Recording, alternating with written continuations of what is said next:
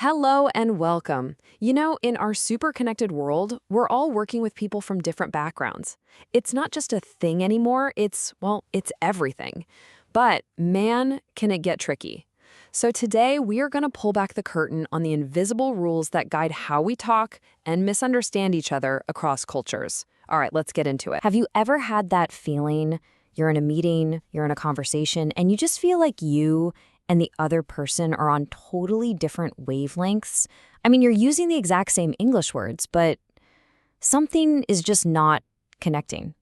It's a really common feeling, and it turns out there's a very good reason why it happens. Yeah.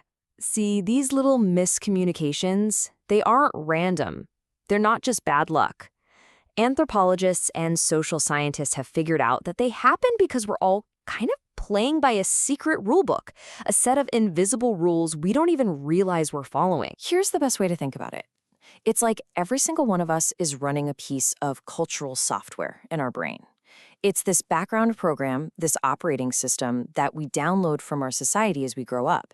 And it dictates our behavior and how we interpret things almost completely automatically. So if we want to avoid those communication crashes, those frustrating error messages, we first got to understand what the software, our culture, is actually made of.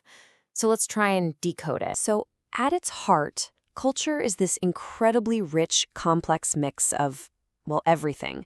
It's the beliefs, the laws, the customs, the traditions. It's all the stuff we learn and absorb just by being a member of a society, and it totally shapes how we see the world. And this is where the social psychologist Geert Hofstede just nails it. He calls culture the collective programming of the mind. I mean, that really reinforces that software idea, doesn't it? It's this shared programming that makes one group of people distinct from another. And this programming, it has a few key features.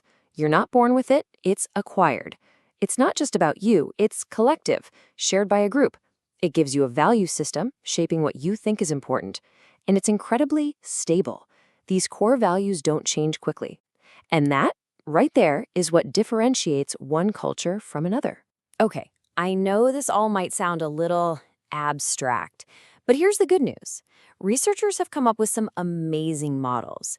Think of them as lenses that help us actually see and compare these different cultural programs in a really practical way. We're going to focus on two of the biggest pioneers in this whole field, Geert Hofstede, who we just mentioned, and the anthropologist Edward T. Hall.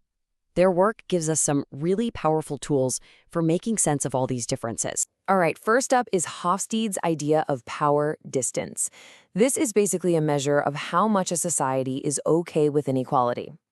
In high power distance cultures, say like Malaysia or Mexico, hierarchy is accepted. Decisions flow from the top down. You respect the boss.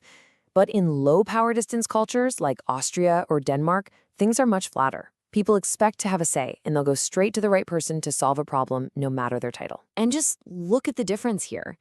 These scores show you how massive the gap can be. Malaysia is right at the top, a perfect 100, a very high acceptance of hierarchy. Austria is way down at 11, and the US is kind of in the middle at 40. You can see right away how your strategy for getting something done would have to be completely different in each place. Okay, next up from Hofstede, individualism versus collectivism. This one's pretty intuitive. Is the culture focused on I or we?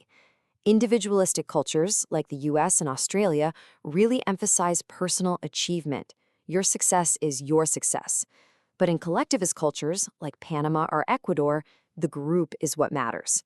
Loyalty is huge, and decisions are always made with the group's best interest at heart. Now let's switch to Edward T. Hall's model. This one is huge for communication. He talks about high context versus low context cultures.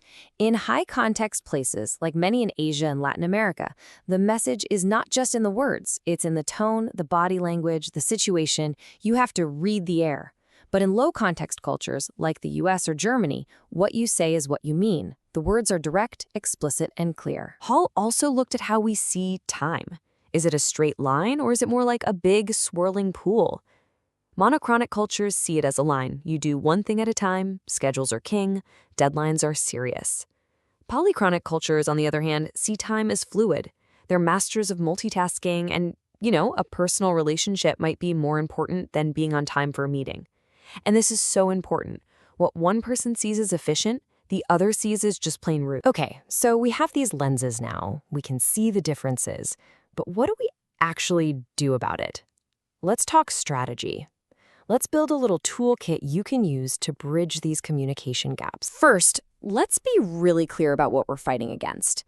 The biggest hurdles are usually subtle things, little nuances in language, misreading body language, that unspoken language, automatically falling back on stereotypes, judging people by our own standards, which is cultural bias, and hey, just the general anxiety that comes from being in an unfamiliar situation. And these barriers are no joke.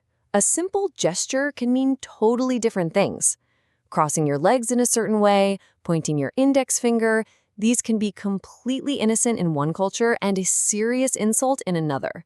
That unspoken language can sometimes shout louder than any words you use. So, how do we build that bridge over these troubled waters?